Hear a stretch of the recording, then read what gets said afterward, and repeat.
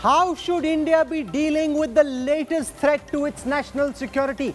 An unarmed drone being used to attack a high-value installation is straight out of a nightmare scenario for India's defense planners. What should India's response be to this latest threat? That's my top focus on the news track.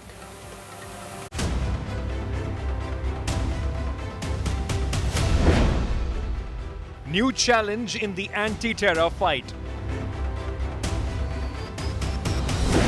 Mini drones, the next big threat.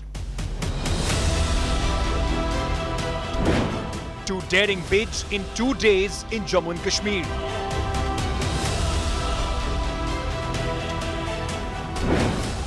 India's drone nightmare. Top focus at 8 p.m. What's happened at the Jammu airport and also then at the Kaliachak police station has brought home the reality of the threats posed by drone warfare against high-value installations within Indian territory.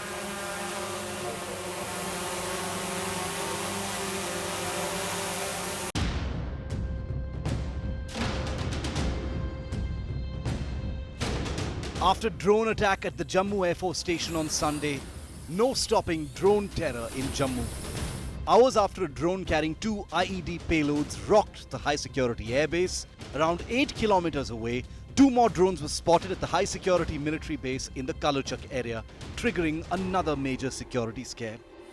The first drone was spotted at 11:45 p.m. on Sunday, while another at 2:40 a.m. on Monday. Soon a high alert was sounded and quick reaction teams sprung into action. Our alert and proactive troops opened 20 to 25 rounds at these 2 drones, thwarting the major threat. But both drones managed to fly away in the darkness. Now, the military establishment has swung into action. Intense search operation is being carried out both in Ratnuchak and Kaluchak military stations areas. And in the VRs, when the drones were witnessed, the alert security forces fired at those drones. 20 to 25 rounds of fire were fired by the security forces. That's what the army is saying. But soon those drones vanished from that spot. Sources say that these drones were quadcopters, which are used by Pakistan Army and Pakistan Rangers. Terrorists too use them for recce purposes and need no particular surface for launch. This small 4-rotor drone is operated by remote control, making it difficult to nab the person operating it. Search operations are underway to locate the drones. A high alert has been sounded in Jammu and particularly across military stations. The use of small drones raises the security alarm as they are capable of avoiding traditional security measures. In almost all cases, operators remain behind cover and explosives can be dropped with great accuracy. Through drones, attacks can be carried out from a position of safety. Drones are relatively quiet and difficult to detect. 2 days, multiple drones creating upheaval, but failing to wreak havoc thanks to our alert forces. With Sunilji Bhatt in Jammu, Bureau Report, India Today. Can India fully defend itself against mini drone attacks? The small size of the drones means that they cannot be detected by traditional radars. India is developing anti-drone equipment, but can this guarantee full protection? With existing countermeasures seemingly powerless, what are India's immediate options?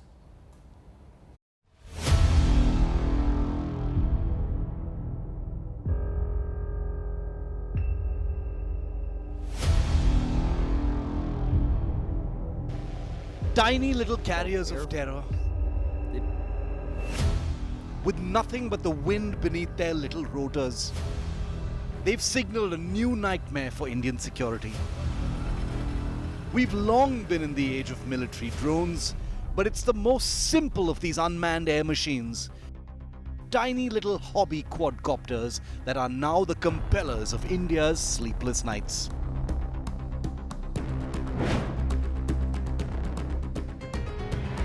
The monster question, can India stop mini drone warfare, or are we doomed to be overwhelmed? The bad news first. There's no blanket solution, and the literally miniature size of the threat means there's never going to be 100% defense against it. A comprehensive approach is going to be necessary. First things first, traditional air defense radars at our military stations and airports are programmed for large targets like aircraft, helicopters, and bigger drones. If they're calibrated to detect small hobby drones, even birds would set off radar alarms, overwhelming the system and causing chaos and confusion. Apart from sanitization of areas around sensitive installations, specialized equipment does exist to counter drones in flight. But these again are hit or miss, with no guarantee of full protection. As you can imagine, the Indian Air Force and Bureau of Civil Aviation are scrambling to address the threat to installations. Most technologies, including anti-drone jammers and systems, are deployed in the terminal stage of a rogue drone's flight path, the last 100 meters or so, when there's very little reaction time. It would therefore be hard for a defense system to precisely identify a rogue drone's vulnerabilities and then deploy countermeasures. India's own DRDO says that its anti-drone device can bring down micro-drones at a distance of up to 3 kilometers and use lasers to target them from distances of over 1 kilometer away. Another security force operating under the Home Ministry recently imported a high-powered electromagnetic system, which zaps drones with an electromagnetic pulse, causing them to crash. But these systems could not be deployed at airports because of the risk to incoming aircraft. So you begin to see the complications in anti-drone defense. The outlook remains unfortunately bleak. Many existing countermeasures will be powerless against a swarm attack, a pack of drones flying into their targets from multiple directions. The next big scare began in Jammu, for which there are few answers yet. With Sandeep Unithan in Delhi, Bureau Report, India Today. Jammu Airport and Kaliachak Police Station were near misses, but the threat is real, it's present, it's clear. What should India do? Is there anything we can do to try and save our airports, our high-value targets from these drone attacks? Is it virtually inevitable? Why is it happening at this time when the Indian government is just about picking up the pieces of the political conversation with parties from Jammu and Kashmir and also opening back-channel dialogue with Pakistan? What's at play? How should we see this threat?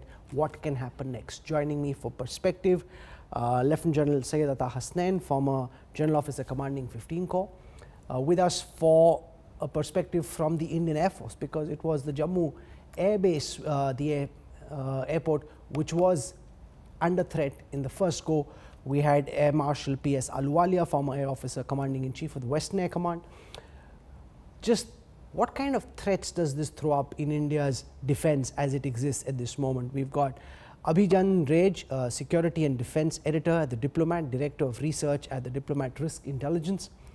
I've got Sandeep Unithan joining us. He is the Executive Editor of India Today magazine, our top internal expert on drone warfare. And for a perspective on how this impacts the nascent civilian drone industry in the country, we've got Kanav Kumar, co-founder at Better Drones. So welcome. Thank you. I want to go across first to General Hasnain for his perspective on this new threat that has emerged. Is it inevitable given what had happened between Armenia, Azerbaijan, given what had happened in Saudi Arabia? Is it just about a matter of time that this had to happen and there will be a terror attack? How serious is this threat? How do you view it? What do you think we should be doing now? General Hasnain. Thank you, Rahul. Thank you for having me on your show. Let me start by telling you that we have been observing over the last 3 years or so, essentially the use of small quadcopter drones in the Punjab area, along the international border in Punjab, in Jammu, not so much in the Kashmir region. Primarily usage for logistics, 2 to 3 kilos of payloads to be dropped somewhere. Benign, nothing very great about it. But it was inevitable that this would progress further with better navigation aids, with better carrying capacity, payload capacity, and having improved the overall capacity to be able to launch an IED and improvise a device, explosive device onto the place where it was selected to do. Then came the conflict in Armenia, Azerbaijan, and you saw the example of the Aramco refinery in Saudi Arabia. And I think from there, this whole thing got an impetus. Now, the moment what we are seeing here, the threat is there, but I think it's just a very crude effort at this stage. It will develop further. There's no doubt about it. At this stage, it's still a very crude one. Essentially, a technology demonstrator. Essentially, it is sending a message. You see, it is important for whoever is doing this to remain relevant in Jammu and Kashmir. With all the conditions of stability which have been achieved and the peace process having started there all over, it is important for these anti-national elements to remain relevant. I see this particular incident as essentially an attempt to try and be relevant. So you're calling this a nascent threat? Okay. My last point on this, it's an important aspect to remember. When the car bomb came and when we were hit by the IED in Sri Lanka, we could not find a solution to it. We have not found a solution to the car bomb till today, let me tell you, with all the technologies of the world. So this is something which will keep developing. These are things which will develop as a part of warfare, hybrid warfare in particular, and we will have to learn to live with them. No, but the one difference between a car bomb and a drone, Air Marshal Ahluwalia, is that a car bomb can only attack a convoy or a cavalcade or a moving target, or it can come and attack a stationary target, which in a case of a high value target will have a perimeter security around it. But with a drone, you can go and drop it on a very high value air force or military installation, which can have huge consequences. General Hasnain describes this as a nascent crude threat. Is that your assessment as well?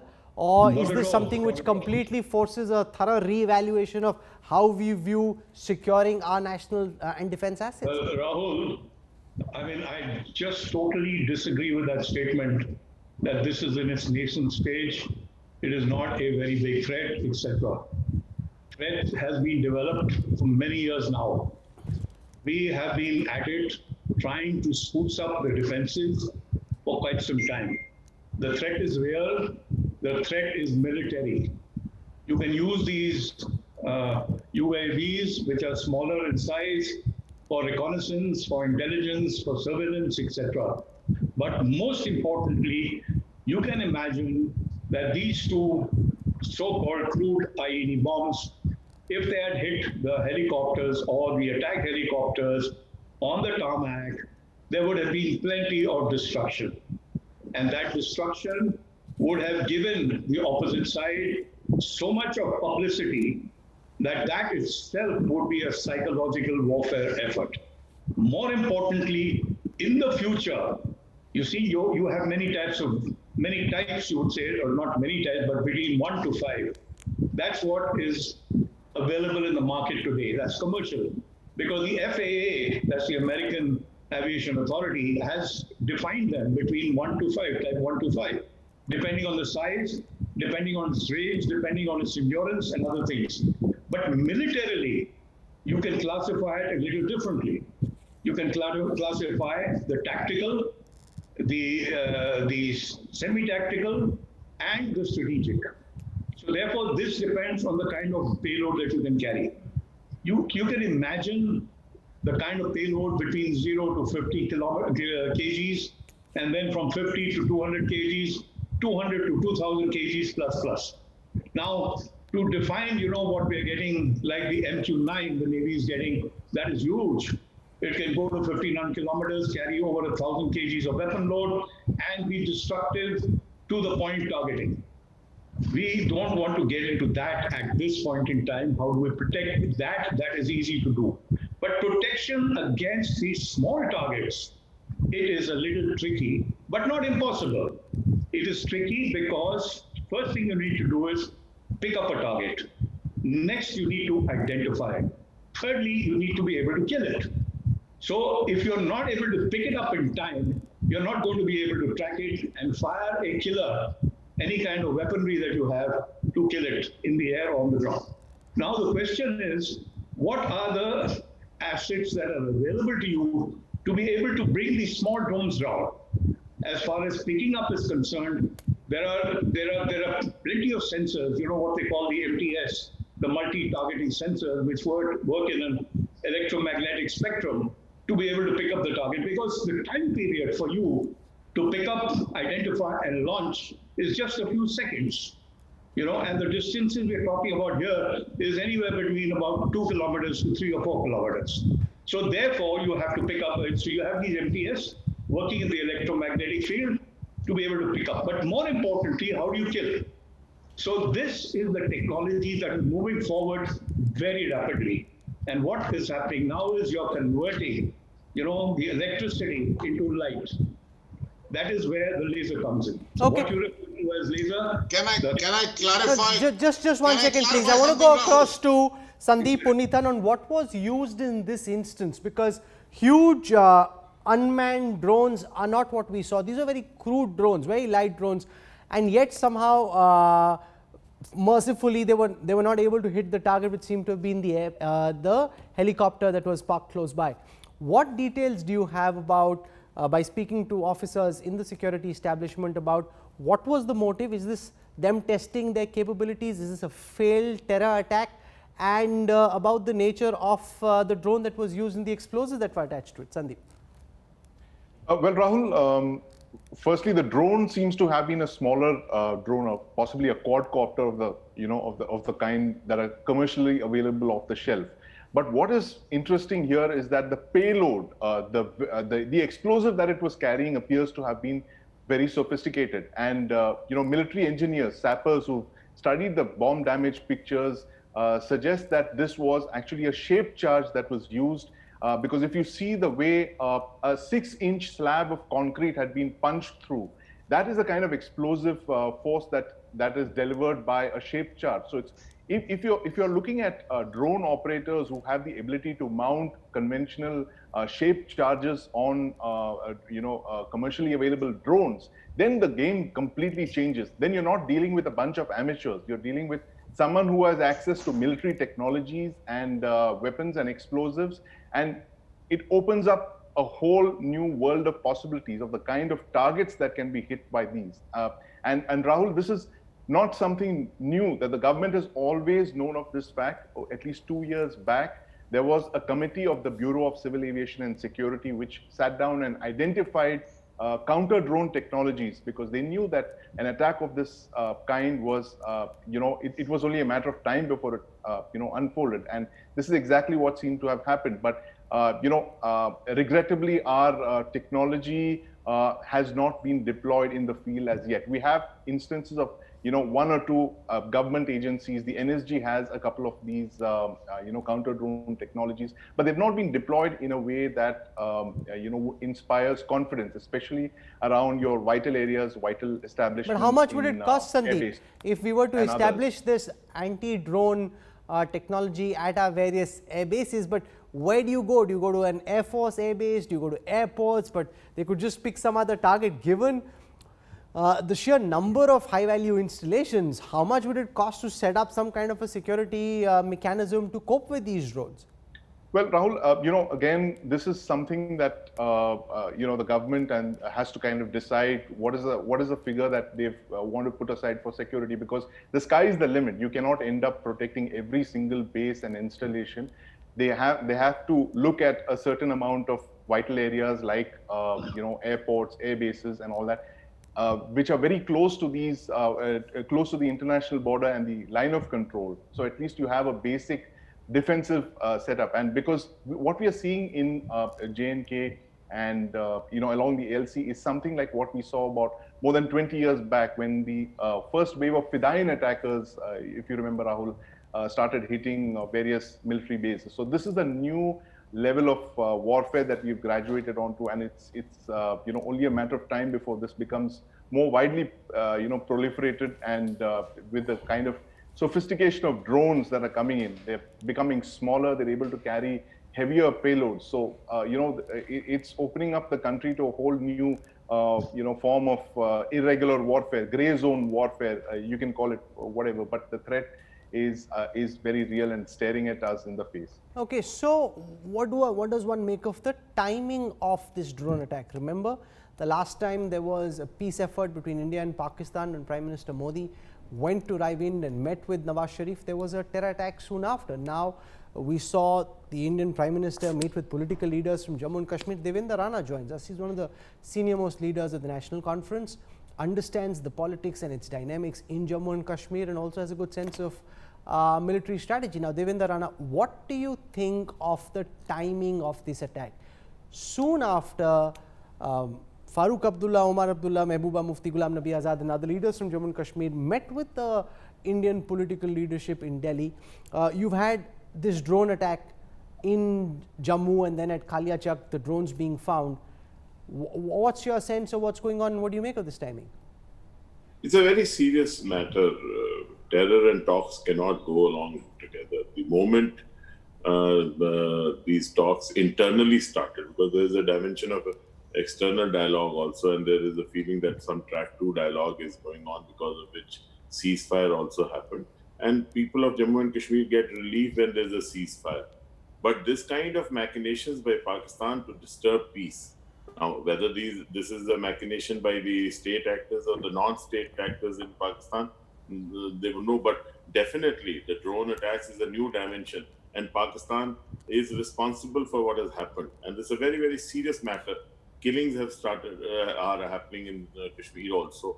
And there are not 2 incidents, there are 4 incidents. And the message has to be loud and clear.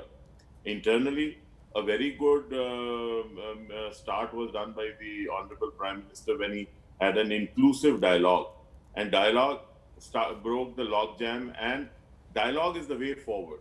Nobody says that war is the answer in Indo-Pak relations or any other relations with any other country. Dialogue is the way forward. But for dialogue, it can't be those double standards, and where one side the dialogue goes on, the other side terrorism goes on. Terrorism is not acceptable in any civilized society and should not be tolerated. I think it is not acceptable.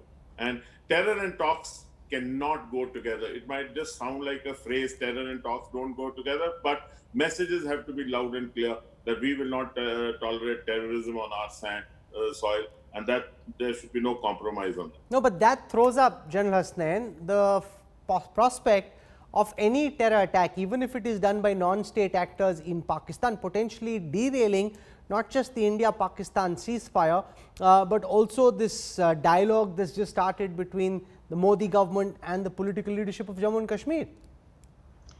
See, Rahul, in my initial statement, I also mentioned this aspect of remaining relevant.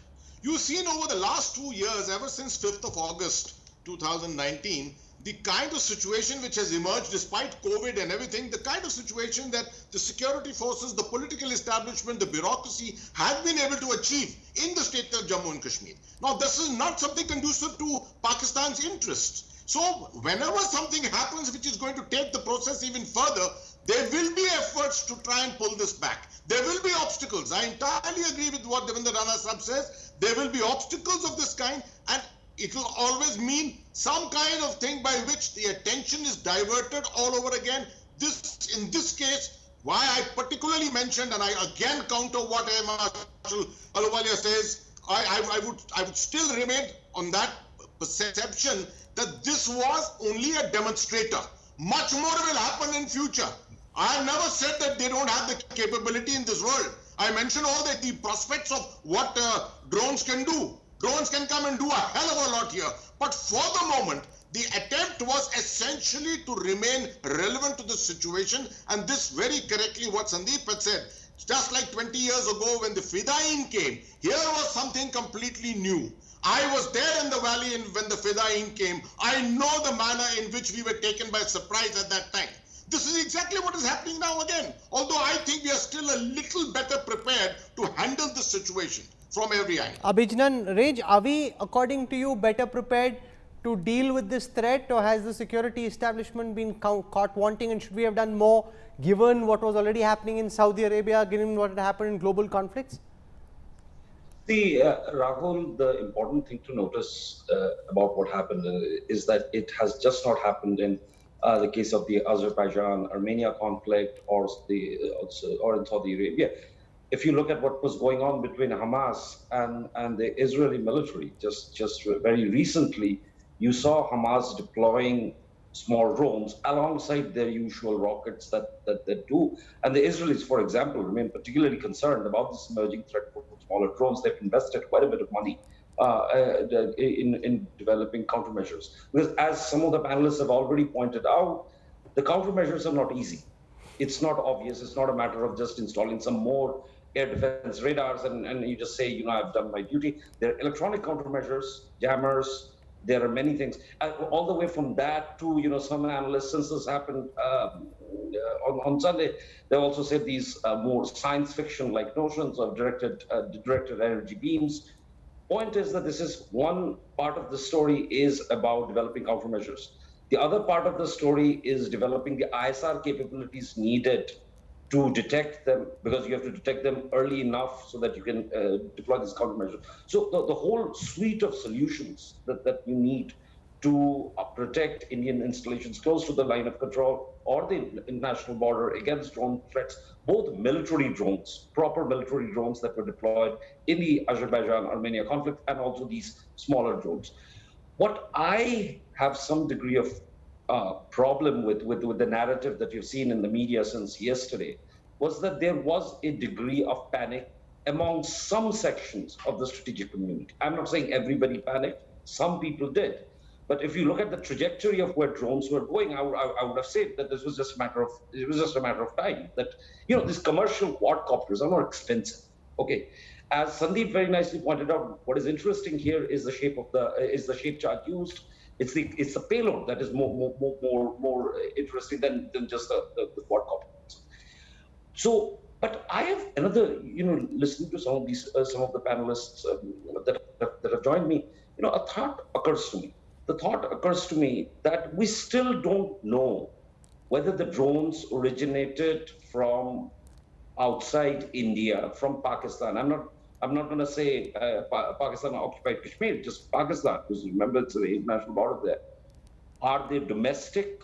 Were they launched by terrorists inside Jammu? These details have to be firmed up. Sandeep, what do we know?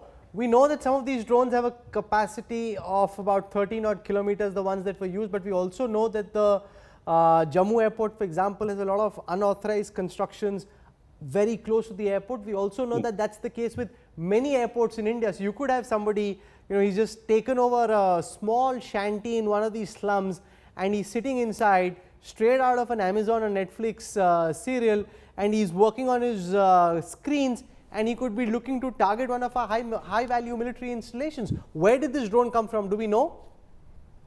We don't know for sure, Rahul, but security forces believe that this drone had a very short flying time, and it didn't come from across the border, but it came from somewhere very close to the base. And it was possibly launched from either a building or from a vehicle. And it was, Rahul, the important point is it was not only launched, but it was also recovered, which means that it wasn't a kamikaze drone. It went there, it dropped the payload, and then it came back to the operator. And, you know, they've removed all trace of that drone attack, so to speak. So this is even more worrying. If you have drone teams like this, you know, walking around Indian cities, you know, where you can launch drones with very little warning time, you know, all our countermeasures are basically, that we're talking of, are basically last-ditch terminal defensive measures, which have very little reaction time. A few, you know, a few seconds is what they have when, you know, to warn against an incoming drone. All of these systems, and it's going to be very, very difficult to, you know, defend, especially when you're talking of civilian airfields where you have, you know, commercial flying going on. So how do you deploy a counter drone system, you know, when you have aircraft up in the air, for instance? These are huge vulnerabilities, Rahul, and obviously the people who are behind this attack have kind of, you know, thought this through before they Air Marshal Ahluwalia, the ability to fly in a drone, drop this payload, evacuate the drone, take it back, seems to suggest that the operators are very, very skilled. It's not something that can be done by lay civilians. No, Rahul, you know, this narrative is actually going in a different direction. Let us conclude by saying that this is a threat. This is a threat that there was. It is a threat now. It will be a threat in the future. The question is, what will it threat? The threat will be against very important military installations, which can be damaged and cost you a lot in terms of operational capability, apart from the cost. The next thing that we have to worry about is where you have your political leadership congregating at very important, on certain days and in certain areas, and they can also be hit. The question is, can we protect ourselves? Yes, we can. We have systems in the world today. This jamming and all is obsolete systems because in any case, they are remote controlled, yes, through the RF radio frequency, but they can be jammed. But they also have auto navigation mode through the GPS. So what do we actually need? We need systems like laser, like I said, which convert electricity into light. And they are the killers actually of these drones. And it can happen. It's available in the market today with about 10 to 20 kilowatt, energy. It is available in the market. We must take this seriously. We must prepare for this threat in the future. And it is not impossible. There have been discussions going on for some time. Now, whether you can make it in India or get it from outside, either ways, you can do it in partnership. Okay, so the one question that I'm sure that would have crossed your mind is, can India conduct such mini drone strikes itself? India has ordered kamikaze attack-style drones from the Israeli Defense Forces. Indian drone companies also are currently supplying drones to the military. And India is, as we speak, in the process of upping its own drone game.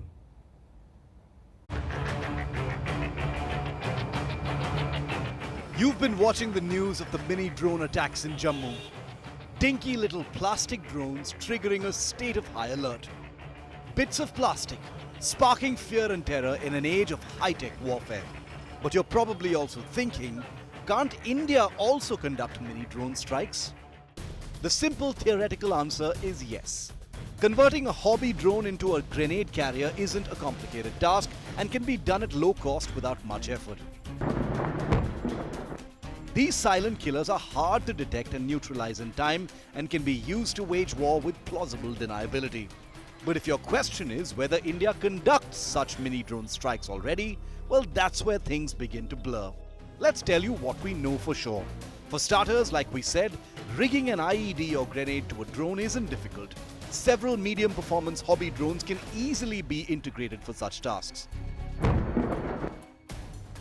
Second, Indian forces have been scouting mini drones purpose-built for such strikes, like the Israeli Firefly seen in these pictures, a helicopter-style mini drone packing a sensor and warhead basically used by infantry teams to hunt down, pinpoint and attack kamikaze style. These devastating drones have recently been ordered by the Israeli Defense Forces and could soon find a place with Indian infantry teams.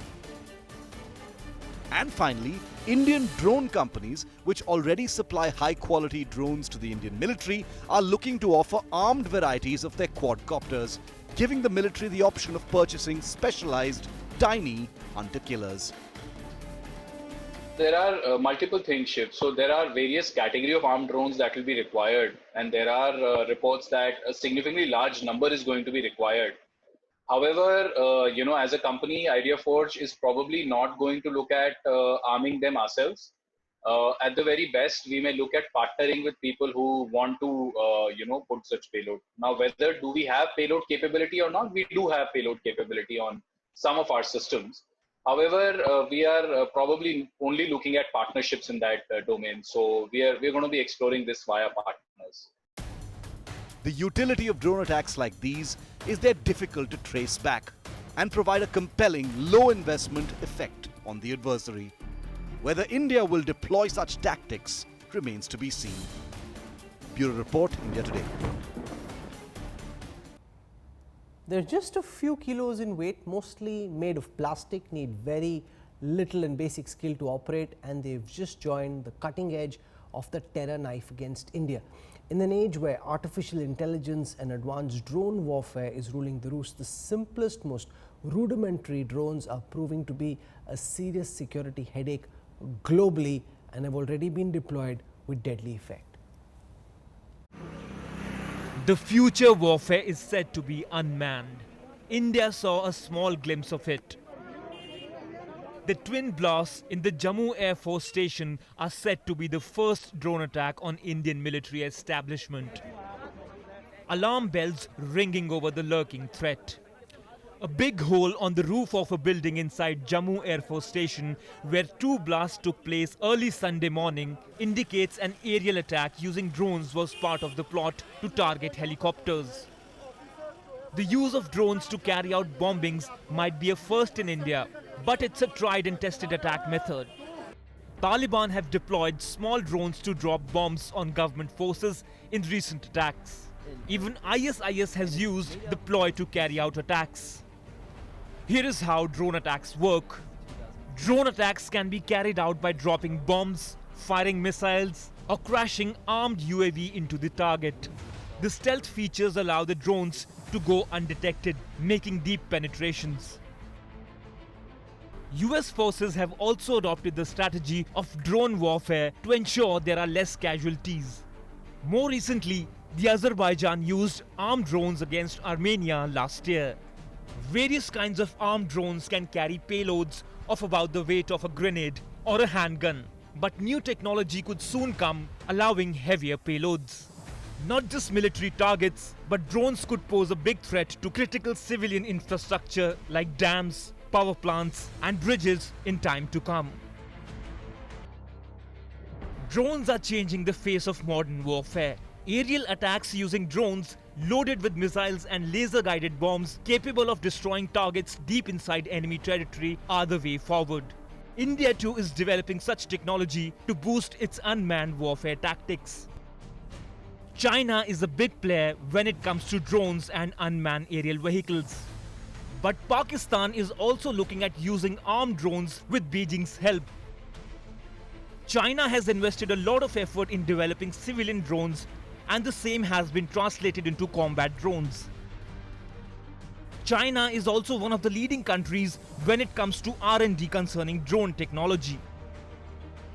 The damage after the attack might have been minimal, but it has huge implications for the security establishment. Whether this was a trial run for something more sinister or a terror attack gone wrong, only an investigation will reveal. But India needs to ramp up its unmanned warfare capabilities because it is now clear that drone attacks are a reality. Abhishek Bhalla in New Delhi for India Today. Now the problem really is that you can have a drone used for civilian purposes to film. We used it on the Election Express way back in 2014, or with minor modifications the drone can carry payload. So Kanav Kumar, how does this impact India's nascent drone industry, and how much effort does it take to convert a civilian drone into an armed drone? You are very rightly said that it can be easily converted. A normal civilian drone can easily be converted to a armed drone, and anyone can do that. You just need a basic knowledge, how to arm, how to fly, all these things, and with some of the payloads like IED and extra thing, right? But civilian drone industry in India is a very big industry. It's a very promising industry, and there are a lot of young entrepreneurs who are actually finding their way, to become the unicorn of the industry or something like that, right? So there is a lot of hope in this industry. People are very optimistic to use it for inspection, mapping, survey. Lot of applications. Aerial cinematography become a new trend these days. So yes, these terrorist attacks and all these things, no doubt a threat for the civil industry as well. But the very important thing that we have to make a robust rules. Rules are there, we have to make a robust infrastructure. When we have the infrastructure, the people need to be very much skilled, the people need to be very much trained that how to fly, and we have to figure out and we have to find that who is friend and who is enemy. So we have to figure out that yes, the drones who are already authorized, who are registered with DGCA, Ministry of Civil Aviation, and whatsoever these process, right, they are the friendly drone, and we need to have a UTM, unmanned traffic management. We have traffic all over the roads. Sooner or later, drones, there will be millions of drones flying over the sky, right? We have beyond visual line of sight, BVLOS, Swiggy, another company. There are a lot of people who are trying, who are actually getting into drone deliveries. Sooner or later, it will be a reality. Someday you will find your vaccine coming by drone. It can happen. There are multiple of applications. We need the robust infrastructure. Rules are there. We have to figure out the right and the enemy and the friend drone. and that's the thing. We can it will affect, but yeah, it's a very promising industry, and we have to see the industry in a very positive manner. Attacks, I know this is very important, defensive things, and taking these serious, taking the drone when you've attack got something in the sky, at that moment you don't know whether this is a friendly drone or a hostile drone. Devinder Rana, quick final words. Are you concerned that if there is a terror attack over the next few days or weeks somewhere in Jammu and Kashmir, it could derail this nascent talks process between the Modi government and Jammu and Kashmir leaders, or between India and Pakistan? The baseline is that the people of Jammu and Kashmir, irrespective of which region they belong to, they want peace, and they are not for terror. They are against terrorism. That should be very, very clear. No ambiguity in anybody's mind across the country or anywhere that people of Jammu and Kashmir do not support terror. They do not want terrorism on their ground. And they were very looking forward to the internal dialogue dimension, the internal dialogue that has started between the Honorable Prime Minister of India and the mainstream political parties, because people do feel that there's a need and an urgent need for a democratic process to emerge in Jammu and Kashmir, because the best of the bureaucratic rule under the governor's rule, the best of the best governors and the best of the best administrators cannot be a replacement for a democratically elected government. And people are looking forward to an engagement with the government of India. And I'm sure if the government of India is as proactive and open, and if the process of the inclusive dialogue continues and is steadfast, people will be for it and are for it. And these things do not deter the determination of the people of Jammu and Kashmir. Jammu and Kashmir has gone through this turmoil for a long time and cannot be deterred by all this. I want to thank all our guests. This was, in some senses, a lucky escape. The next time we may not be so lucky, therefore we need to plan about how to deal with this latest threat from the skies. Coming up next, another big provocation from Twitter. This time Jammu and Kashmir shown as a separate country, Ladakh shown as part of Chinese-occupied Tibet in a map put out by the social media giant. Details coming up on the other side. Stay with us.